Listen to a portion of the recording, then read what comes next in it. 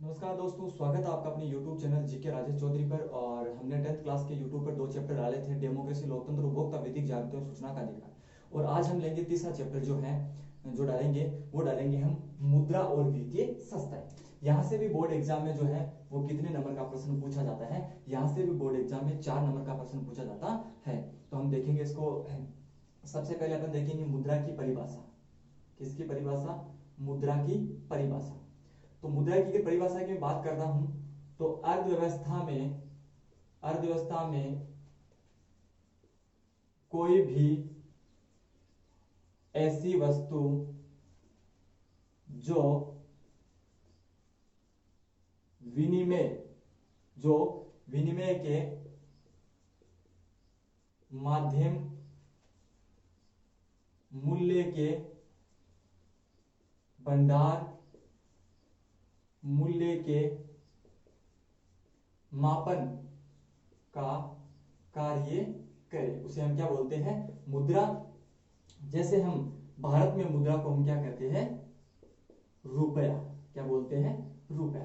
तो सबसे पहले परिभाषा होगी मुद्रा की। अर्थव्यवस्था में कोई भी ऐसी वस्तु जो विनिमय के माध्यम मूल्य के भंडार और मूल्य के मापन का कार्य करे, क्या कहलाती है? मुद्रा कहलाती है। और मुद्रा को भारत में क्या बोलते हैं? तो मुद्रा को भारत में रुपया बोलते हैं। अगर अब बात करें विनिमय की, विनिमय किसे कहते हैं? विनिमय की अगर बात करता हूं तो विनिमय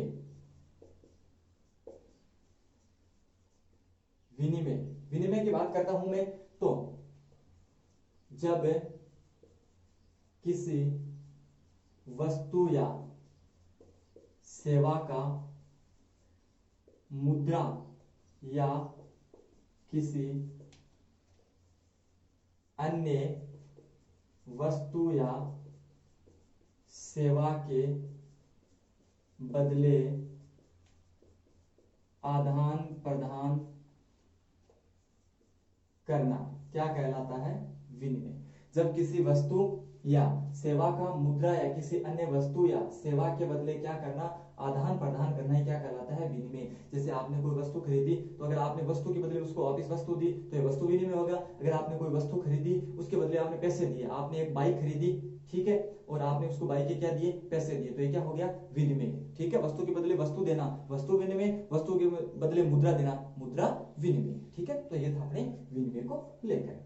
अब अगर बात करता हूं तो विनिमय जो होता है ना, 2 प्रकार का होता है। विनिमय कितने प्रकार का होता है? तो विनिमय जो होता है वो 2 प्रकार का होता है। कितने प्रकार का होता है? 2 प्रकार का विनिमय। विनिमय जो होता है ना वो कितने प्रकार का होता है? तो विनिमय 2 प्रकार का होता है। एक तो होता है वस्तु विनिमय। एक तो कौन सा होता है? तो एक तो होता है वस्तु विनिमय और दूसरा विनिमय होता है वो होता है मुद्रा विनिमय। मुद्रा विनिमय क्या होता है? एक तो वस्तु विनिमय और दूसरा कौन सा होता है? मुद्रा विनिमय। अगर मैं वस्तु विनिमय की बात करता हूं, देखो वस्तु विनिमय को अब अगर यहां से अपने को 2-3 प्रश्न पूछे सकते हैं। पहला, वस्तु विनिमय कैसे कहते हैं? तो वस्तु के बदले वस्तु देना, वस्तु के बदले वस्तु देना। आपने कोई वस्तु खरीदी, उसके बदले उसको वापस क्या दी? वस्तु दी, तो यह वस्तु विनिमय हो गया। मुद्रा विनिमय की बात करता हूं तो वस्तु के बदले क्या देना? मुद्रा देना। वस्तु के विनिमय मुद्रा देना, वो क्या कहलाता है? मुद्रा विनिमय। ठीक है, अगर मैं बात करता हूं, अब यहां से अपने को एक प्रश्न ये पूछा सकता है कि मुद्रा विनिमय का विकास क्यों किया गया? मुद्रा विनिमय का विकास क्यों किया गया? तो वस्तु विनिमय को सरल बनाने के लिए, वस्तु विनिमय को सरल बनाने के लिए मुद्रा का विकास किया गया। क्यों? कैसे? देखो, क्योंकि वस्तु विनिमय क्या था? कठिन था। जैसे अपन कोई वस्तु खरीदते थे तो उसको वस्तु के बदले वापस मुद्रा थी नहीं, तो वस्तु के बदले हमारे को उसको क्या देनी पड़ती थी? वस्तु देनी पड़ती थी। अब जैसे मान लो हमारे पास में वस्तु की कम है, अगर हमारे को मान लो कोई बड़ी वस्तु चाहिए, ठीक है, और हमारे पास उतनी वस्तु है नहीं, तो वस्तु के बदले वस्तु देना कठिन था। अब तो जैसे मान लो कि आपने गाड़ी खरीदी, आपने पैसे दे दिए 2 लाख, 3 लाख, 4 लाख। अब उस समय कोई वस्तु खरीदे, जैसे आपको, जैसे आपके पास में बकरी है, आपको मतलब गाय खरीदनी है, तो अब अगर आपके पास उसको बकरी दे दी, ऊपर के आपको आपने उसको पैसे दे दिए, ये था। ठीक है, लेकिन अभी तो ये कर सकते हैं, पहले ये था नहीं, पहले जो है धातु थी नहीं, मुद्रा विनिमय था नहीं, वस्तु विनिमय थी, तो वस्तु विनिमय कठिन पड़ती। तो वस्तु विनिमय को सरल बनाने के लिए धातु या मुद्रा का क्या किया गया? विकास किया गया। अब मुद्रा का विकास कैसे किया गया? किस किस प्रकार मुद्रा का विकास हुआ ये अपन देखेंगे ध्यान से, ठीक है। दोनों परिभाषाएं और विनिमय के प्रकार, ये विनिमय के प्रकार वस्तु विनिमय और मुद्रा विनिमय। आगे अपन देखते हैं।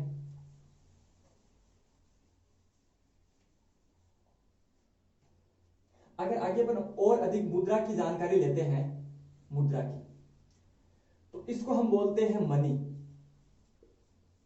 इसको अपन क्या बोलते हैं, मुद्रा को, इसको अपन बोलते हैं मनी। ये जो मनी है वो अंग्रेजी भाषा के, ये मनी जो अंग्रेजी भाषा के है और ये लैटिन भाषा के मोनेटा से निकला है। यानी मोनेटा से इसकी क्या हुई है, मनी की क्या हुई है, उत्पत्ति हुई है। मनी की उत्पत्ति लैटिन भाषा की किससे हुई है, मुद्रा को हम मनी कहते हैं अंग्रेजी भाषा के अंदर, और मनी की उत्पत्ति है वो लैटिन भाषा की किससे हुई है, मोनेटा से हुई है। किससे हुई है, मोनेटा से हुई है। कैसे हुई है, रोम में, कहां पे, रोम में देवी मोनेटा के मंदिर में, देवी मोनेटा के मंदिर में पहली टकसाल ढाली गई, पहली टकसाल ढाली गई। रोम में देवी मोनेटा के मंदिर में पहली टकसाल ढाली गई, तो देवी मोनेटा के मंदिर में डाली गई थी, इसी के कारण से इसका नाम क्या पड़ा, मोनेटा के नाम से इसका नाम क्या पड़ा, मनी पड़ा। इसकी मोनेटा के नाम से इसकी उत्पत्ति क्या होती है, उत्पत्ति जो है वो मनी होती है। मुद्रा की उत्पत्ति कैसे होती है, मोनेटा के नाम पे, मोनेटा से ही इसकी उत्पत्ति होती है, किसकी, मनी की। और मोनेटा के मंदिर में क्योंकि मोनेटा के मंदिर में सबसे पहली टकसाल है वो रोम के अंदर देवी मोनेटा के मंदिर में डाली जाती है। देवी मोनेटा के मंदिर में डालने के कारण से ही जो मुद्रा का नाम है वो क्या पड़ता है, मनी पड़ता है। अब मनी की उत्पत्ति कैसे हुई थी, मनी की उत्पत्ति होने का कारण क्या था, देखो आपको बताया था पहले वस्तु विनिमय, वस्तु विनिमय पहले वस्तु विनिमय चलता था, तो वस्तु विनिमय को सरल बनाने के लिए किसका विकास किया गया, मुद्रा का विकास किया गया। ये तो हो गया, ठीक है। वस्तु विनिमय को, मुद्रा की उत्पत्ति कैसे, वस्तु विनिमय को सरल बनाने के लिए मुद्रा का विकास किया गया। अब देखो मुद्रा का विकास अलग अलग चरणों में हुआ है। पहले वस्तु विनिमय था, उसके बाद में वस्तु विनिमय का स्थान किसने ले लिया, धातु मुद्रा ने ले लिया, और धातु मुद्रा का स्थान किसने ले लिया, पत्थर मुद्रा ने। इस प्रकार से इसका विकास चलता रहा, इस प्रकार से, ठीक है। पहले वस्तु विनिमय था, वस्तु विनिमय को सरल बनाने के लिए, क्योंकि हार्ड पड़ता था, कठिन पड़ता था, वस्तु विनिमय को सरल बनाने के लिए मुद्रा विनिमय का विकास किया गया। मुद्रा जो धातु मुद्रा थी, मुद्रा की धातु मुद्रा थी वो भी क्या थी, बहुत ज्यादा कठिन थी। जैसे उसको किसी को बड़ी वस्तु खरीदनी है तो सिक्कों के अंदर उसको पैसे देने पड़ते थे, तो ये भी कठिन पड़ती थी, इस पे भी खर्च ज्यादा आता था। तो धातु मुद्रा को भी सरल बनाने के लिए किसका विकास कर लिया उन्होंने, पत्थर मुद्रा का विकास कर लिया गया, ठीक है। तो मुद्रा की अगर अपन देखें तो वस्तु विनिमय, उसके बाद में धातु मुद्रा, वस्तु विनिमय को सरल बनाने के लिए धातु मुद्रा का विकास किया गया, धातु मुद्रा को सरल बनाने के लिए किसका विकास किया गया, तो पत्थर मुद्रा का विकास किया गया। यहाँ से अपने को आपको 4 नंबर का प्रश्न पूछा सकता है कि मुद्रा की उत्पत्ति कैसे होती है, तो इस प्रकार से मुद्रा को मनी कहते हैं। इसको जो है ये अंग्रेजी भाषा का शब्द है, ये लैटिन भाषा की मोनेटा से इसकी उत्पत्ति हुई है, क्योंकि रोम में देवी मोनेटा के मंदिर में पहली टकसाल डाली गई थी। फिर वस्तु विनिमय को सरल बनाने के लिए मुद्रा का विकास किया गया, वस्तु विनिमय प्रणाली को भी सरल बनाने के लिए धातु मुद्रा का विकास किया गया, धातु मुद्रा भी कठिन थी, धातु मुद्रा को भी सरल बनाने के लिए पत्थर मुद्रा का विकास किया गया, और वर्तमान में कौन सी मुद्रा चलती है, पत्थर मुद्रा चलती है। अब अगर अपन आगे देखते हैं,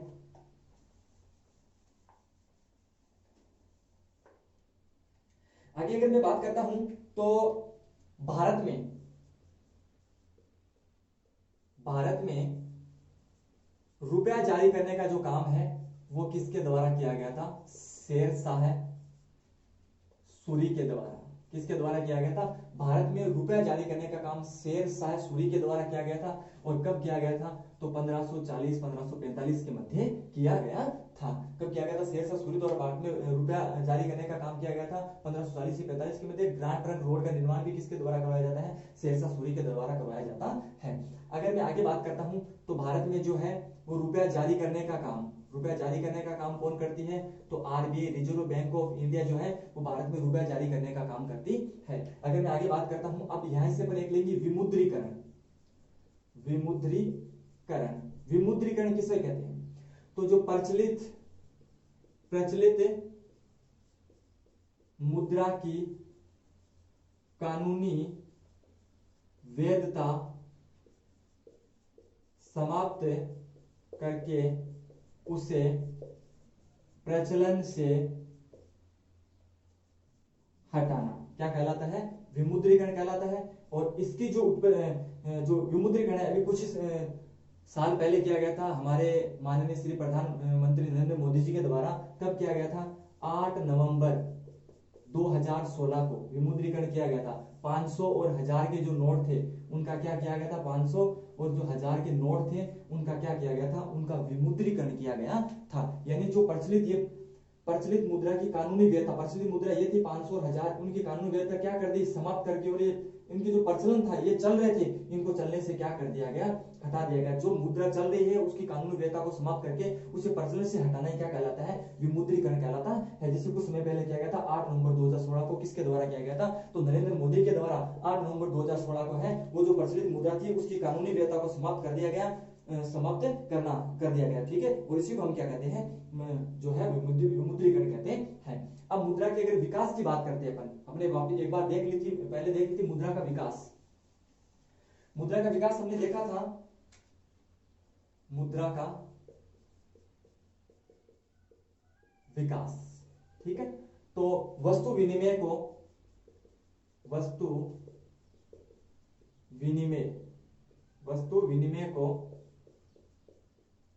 सरल बनाने के लिए किसका विकास किया गया?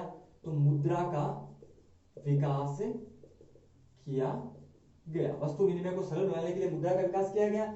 और मुद्रा की बात करते हैं तो पहले वस्तु विनिमय था। वस्तु विनिमय ये कठिन पड़ता था। ठीक है, मैंने आपको पहले बता दिया गया। वस्तु विनिमय को सरल बनाने के लिए धातु मुद्रा आई। धातु मुद्रा को भी सरल बनाने के लिए क्या आ गई वर्तमान में? पत्थर मुद्रा। इसको भी सरल बनाने के लिए मैंने आपको पहले बता दिया था। एक प्रश्न आपके 4 नंबर का जो है ये पूछा जा सकता है। ठीक है, आगे अगर मैं बात करता हूं इससे आगे, तो आपको चेक से लेकर एक संबंधित एक प्रश्न जो है वो पूछा जा सकता है कि चेक से संबंधित एक प्रश्न, चेक से संबंधित एक प्रश्न पूछा जा सकता है। क्योंकि 2017-18 का जो बैच था उसके अंदर अर्धवार्षिक एग्जाम में प्रश्न पूछा गया था, चेक का प्रारूप तैयार कीजिए। तो क्या पता बोर्ड एग्जाम में पूछ ले चेक का प्रारूप तैयार करना। आप 10th क्लास के हिसाब से देखिए, 10th क्लास में जो चेक दिया गया सरल भाषा के अंदर उसी को हम देखेंगे। सबसे पहले इस तरफ लिखेंगे United bank of India, UNITED, United bank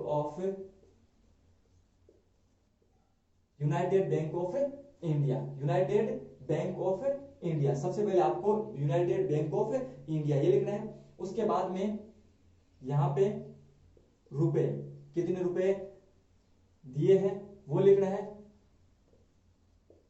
धारक को इस प्रकार से, फिर जो पैसे दिए आपने उसको अंकों में यहां पे अदा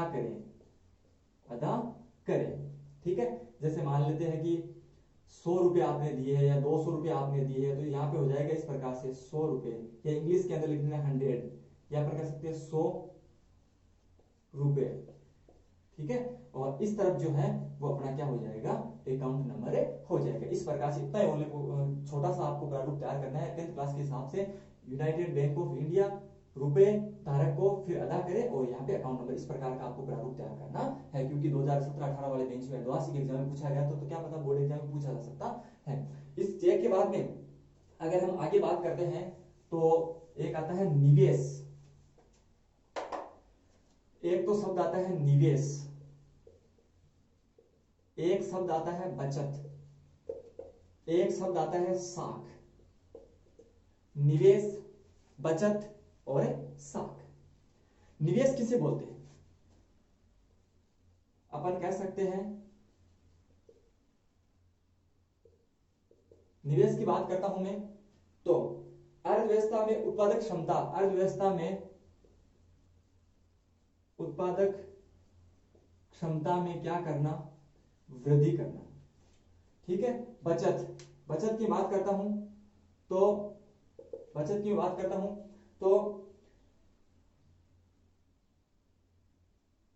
आय का वह भाग जिसका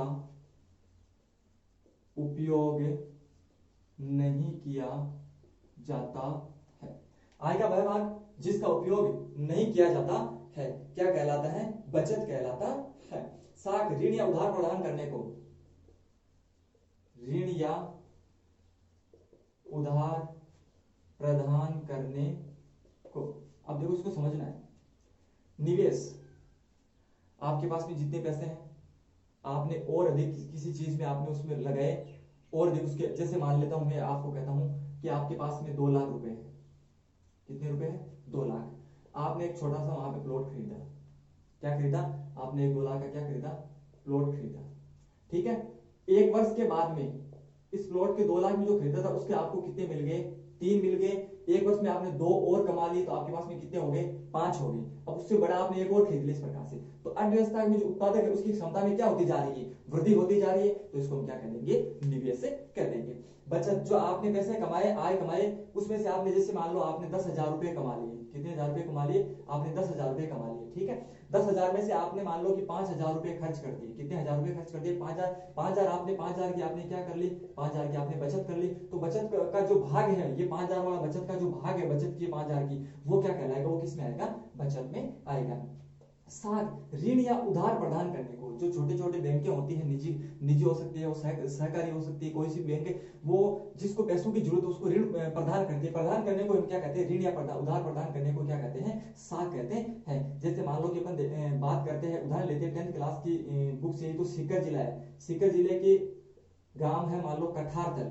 कठारतल ग्राम में एक परिवार रहता है और उस परिवार के अंदर 2 पुत्र, 1 पुत्री और माता पिता है।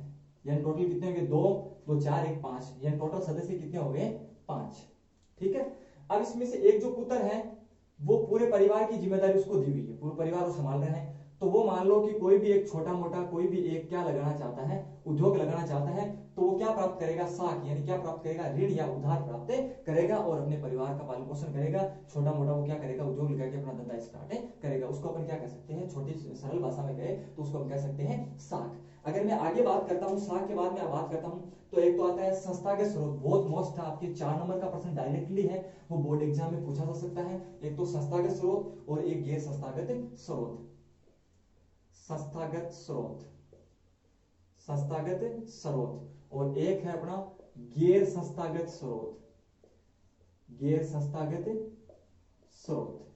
संस्थागत स्रोत और गैर संस्थागत स्रोत आपको समझना है आराम से। दोनों में क्या क्या अंतर है पूछा जा सकता है। गैर संस्थागत स्रोत क्या है या संस्थागत स्रोत क्या है? गैर संस्थागत स्रोत और संस्थागत स्रोतों में अंतर स्पष्ट कीजिए। यानी आपको इन पूछा संस्थागत स्रोत क्या है, गैर संस्थागत स्रोत क्या है, या आपको इन दोनों में क्या पूछा जा सकता है? दोनों में अंतर भी आपको पूछा सकता है। डायरेक्टली आपको 4 नंबर का प्रश्न पूछेंगे यहां से। तो मैं संस्थागत स्रोतों की बात करता हूं कि संस्थागत स्रोत में है वो क्या क्या चीजें आती है। संस्थागत स्रोत की बात करता हूं तो बैंक, सहकारी समितियां, बैंक आती है, सहकारी समितियां। इसमें कौन कौन सी आती हैं? तो इसमें आती है बैंक, सहकारी समितियां। ठीक है, इसमें साहूकार और देसी बैंकर। देखो अपन निजी भाषा में कहें, अपनी सरल भाषा में कहें तो जो सरकार के अंदर में होते हैं संस्थागत स्रोत कहलाते हैं, जो पर्सनल होते हैं उनको गैर संस्थागत स्रोत कहते हैं। ठीक है, निजी गैर संस्थागत स्रोत, सरकारी संस्थागत स्रोत, ऐसे समझना आपको। ठीक है, सरकार के जो अंदर में वो संस्थागत, निजी जो है वो गैर संस्थागत। संस्थागत की बात करता हूं मैं तो ये सरकारी होते हैं, और ये क्या होते हैं? निजी होते हैं। सरकारी है यानी आप संस्थागत स्रोत से लोन लोगे या पैसे लोगे, मुद्रा लोगे, तो सरकारी मतलब शोषण कम करेगी। तो सरकारी जो होते हैं ना, ये शोषण क्या करते हैं? कम करते हैं। और गैर संस्थागत पर्सनल पैसे ले रहे हो आप, किसी से उधार ले रहे हो साहूकारों से, इनसे, ठीक है, तो ये शोषण जो है वो क्या करेंगे? ज्यादा करेंगे। एक अंदर ये हो गया, एक निजी सरकारी, एक शोषण कम करती है संस्थागत स्रोत, और गैर संस्थागत शोषण है वो क्या करती है? गैर संस्थागत शोषण क्या करती है? ज्यादा करती है। सरकारी कामकाज है यानी कागजी कार्यवाही, इनकी कागजी कार्यवाही क्या होती है? सरकारी की कागजी कार्यवाही क्या होती है? आप देख लो सरकारी बैंकों की कागजी कार्यवाही ज्यादा होती है, सरकारी कागजी कार्यवाही ज्यादा होती है, और इनकी कागजी कार्यवाही जो होती है वो इनकी कागजी कार्यवाही क्या होती है, इनकी कागजी कार्यवाही कम होती है, किनकी, गैर संस्थागत स्रोतों की कागजी कार्यवाही कम होती है। ठीक है, ये शोषण कम करते हैं, ये शोषण ज्यादा करते हैं। ठीक है, ये ब्याज जो है, इनकी जो ब्याज दर है, ब्याज दर वो क्या रहती है, कम रहती है, इनकी ब्याज दर कम रहती है, और इनकी ब्याज दर क्या रहती है, ज्यादा रहती है। ये आपको इस प्रकार से बाकी का आपको खुद को करना है जोड़ के, मैं शॉर्ट भाषा में बता रहा हूं क्योंकि शॉर्ट में अपने को पार्ट को लेना है। संस्थागत सरकार के होते हैं, गैर संस्थागत निजी, यानी इसमें बैंक सहकारी समिति आती है, सरकारी बैंक वगैरह, ये इसमें निजी बैंक है जैसे बैंकर साहूकार, ये आती है। ये सरकारी होते हैं, ये निजी होते हैं। सरकारी है मतलब शोषण कम करेंगे, निजी है मतलब पर्सनल लोगों के शोषण ज्यादा करेंगे। कागजी कार्रवाई सरकारी है मतलब ज्यादा होगी गवर्नमेंट की, इनकी कागजी कार्रवाई क्या होती है, कम होती है। इनकी ब्याज दर जो है वो कम रहती है, इनकी ब्याज दर जो है वो क्या रहती है, अधिक रहती है। ये आपको डायरेक्टली है वो 4 नंबर का प्रश्न पूछा सकता है। संस्थागत गैर संस्थागत स्रोत क्या है, ऐसे पूछा सकता है। या संस्थागत और गैर संस्थागत स्रोतों में क्या कीजिए, अंतर स्पष्ट कीजिए। उसके बाद में अगर मैं आगे बात करता हूं तो एक शब्द आता है वित्तीय समावेशन। वित्तीय समावेशन, ये यही देख लो अपन, वित्तीय समावेशन। वित्तीय समावेशन की अगर मैं बात करता हूं तो गरीब, कमजोर तथा निम्न आय को वहनीय लागत पर वित्तीय सेवाएं प्रदान करना। गरीब तथा निम्न आय वालों को वहनीय लागत पर वित्तीय सेवाएं प्रदान करना। वित्तीय समावेशन यानी बीच का काम करती है। गरीब तथा निम्न आय के लोगों को वहनीय लागत पर, यानी ऐसे लोग जो गरीब हैं, ठीक है, उनको पैसे देकर उनको काम से जोड़ना, कम लागत पर मतलब कम ब्याज पर उनको पैसे देना ताकि वो जल्दी से जल्दी वापस पैसों को चुका सके, नौकरी कर सके, या फिर वो जो छोटा मोटा धंधा करके अपने परिवार को चला सके। इसको क्या बोलती है, वित्तीय समावेशन। ये ज्यादा आने वाले, इसका आने का चांस नहीं रहता है क्योंकि छोटा प्रश्न है और यहां से अपने को जो है वो 4 नंबर का मुख्य रूप से प्रश्न पूछा जाएगा। अब आता है बहुत मोस्ट, वाणिज्य बैंक। वाणिज्य बैंक, वाणिज्य बैंक की बात करता हूं मैं। वाणिज्यिक बैंक तो बचत करने वालों से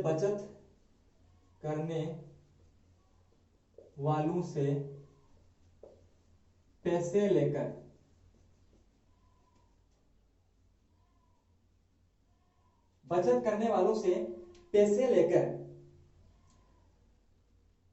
लेकर उन्हें उधार देती, जिन्हें उत्पादन या उपभोग हेतु लेकर उन्हें उधार देती है, जिन्हें उत्पादन एवं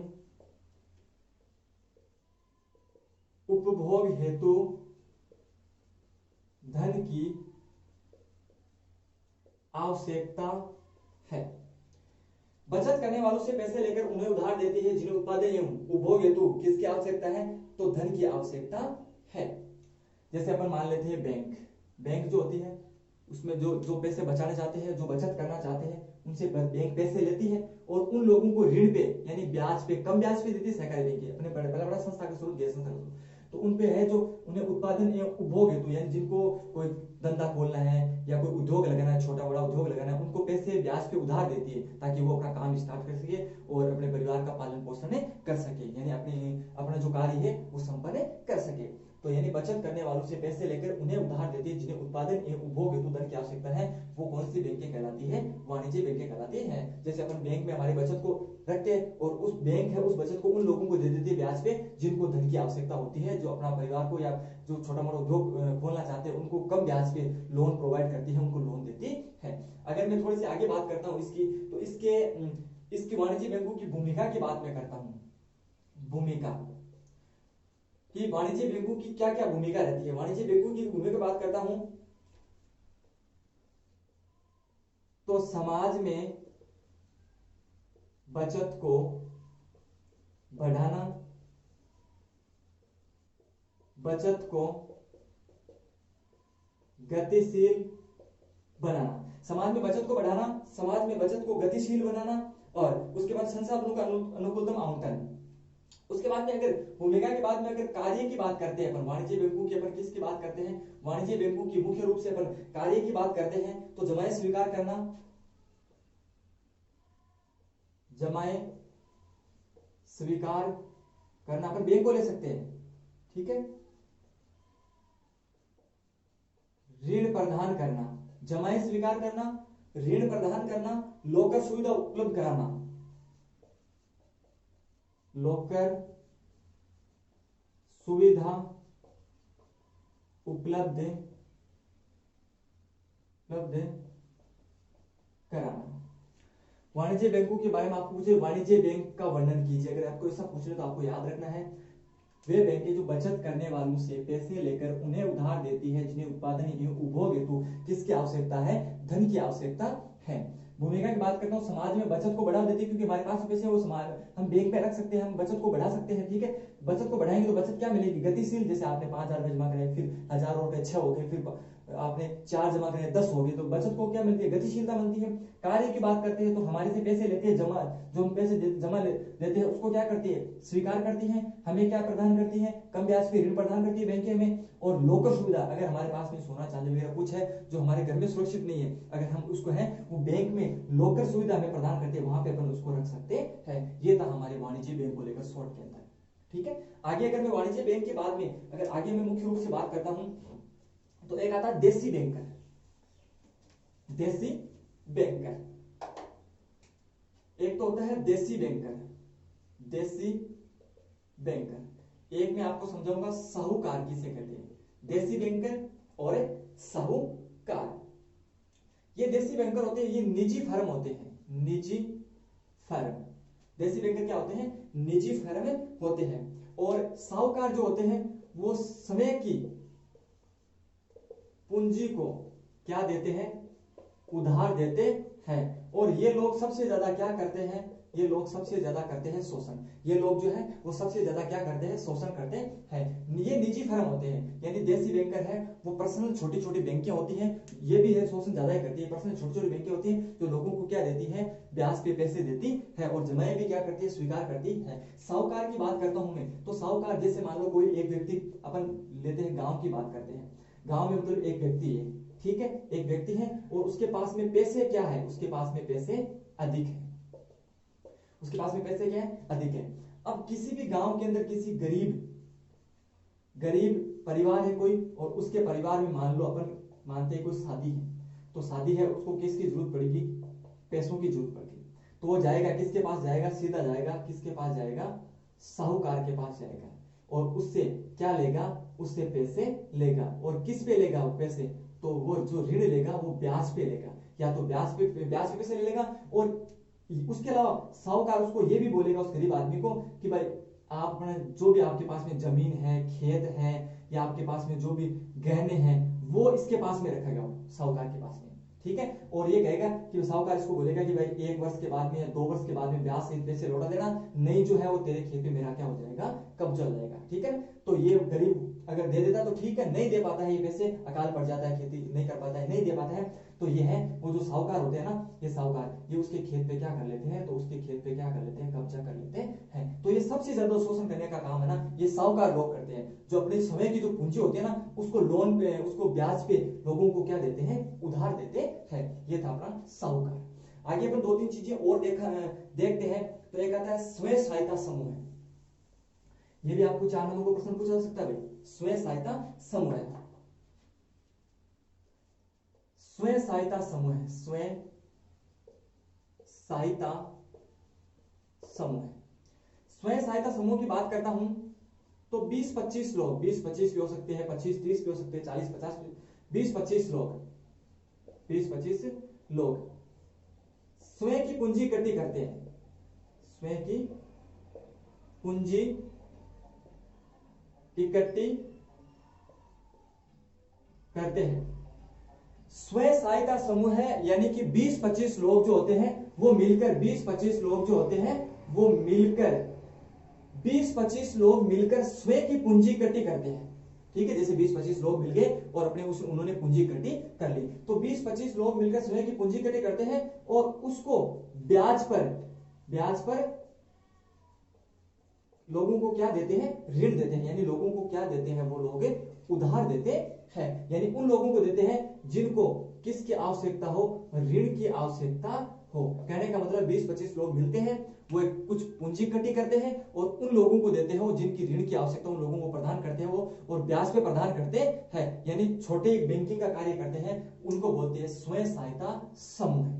20-25 लोग मिलकर पूंजी इकट्ठी करके गरीब लोगों को या उन लोगों को देते हैं ब्याज पे जिनको है जो पैसों की जरूरत हो, ऋण की आवश्यकता हो, उन लोगों को पैसे प्रदान करते हैं। यानी एक कैसा समूह, देखो स्वयं खुद का सहायता करते हैं, एक समूह बनाकर, जैसे 20-25 लोग समूह बनाकर स्वयं की पूंजी इकट्ठा करके लोगों को ऋण देते हैं, ब्याज पे पैसे देते हैं, उधार देते हैं, ताकि वो अपना जो है वो अपने उद्योग है या अपने परिवार है या अपने कार्य है उसको क्या कर सके, चला सके।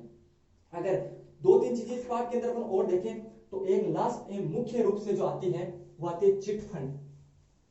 मुख्य रूप से कौन सी आती है, चिट योजना का प्रबंध, चिट फंड,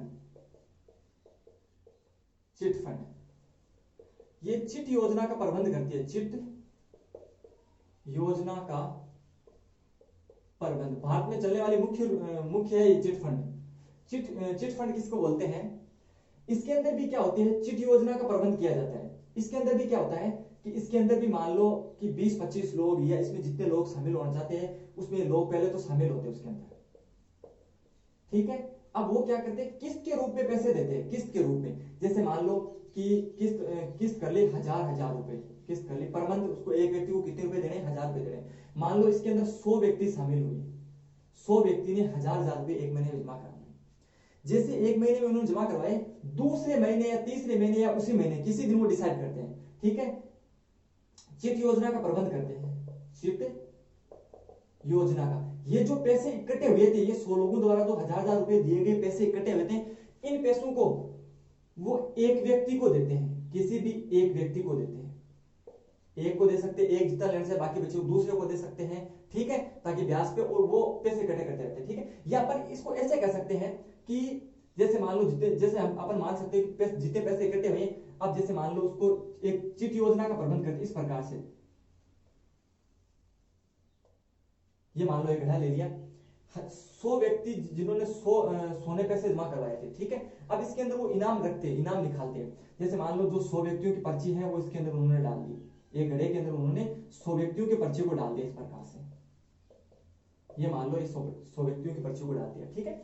अब जो व्यक्ति इकट्ठे होते हैं वहां पे उनके सामने ये जो चिट डाली थी इसके अंदर इसको निकाला जाता है, ठीक है, इसको निकाला जाता है। जिस व्यक्ति का नाम निकलता है उस व्यक्ति को इनाम दिया जाएगा, या जितने पैसे डिसाइड किए गए उस व्यक्ति को उतने पैसे दिए जाएंगे। यानी वो व्यक्ति जिसके निकला है वो व्यक्ति उस योजना से क्या हो जाता है, बाहर हो जाता है। अब बचे कितने, 99। उन 99 के लिए अगली बार जैसे जो आती है, यानी इकट्ठे रूप में एक व्यक्ति को पैसे दे दिए जाते हैं, ठीक है। या फिर मान लो कि एक पैसे न देकर इनाम रख लेते हैं। जैसे मान लो कि अपन कह सकते हैं कि भाई बाइक निकल सकती है, गाड़ी निकल सकती है, ये चीजें रख लेते हैं। तो जो जिस व्यक्ति की किस्मत अधिक होते हैं वो उसके एक व्यक्ति के चले जाते हैं। ये किस्तों के रूप में होता है, एक महीने से किस्त भरते रहते हैं, 1000 की, 500, 2000, 5000 इस प्रकार से। यानी ये भी एक है भारत के अंदर जो है संस्था के रूप में, संस्था की तरह एक प्रकार से काम करता है। कौन करता है, चिटफंड काम करता है। ये था हमारा 10th क्लास को लेकर चैप्टर 4 नंबर का। अगर ये चैप्टर आपको अच्छा लगा है तो इसको लाइक, शेयर और सब्सक्राइब करें, और आगे से आगे बच्चों को 10th क्लास के बच्चों को भेजें, ताकि उनको आने वाले 29 तारीख को जो एग्जाम है,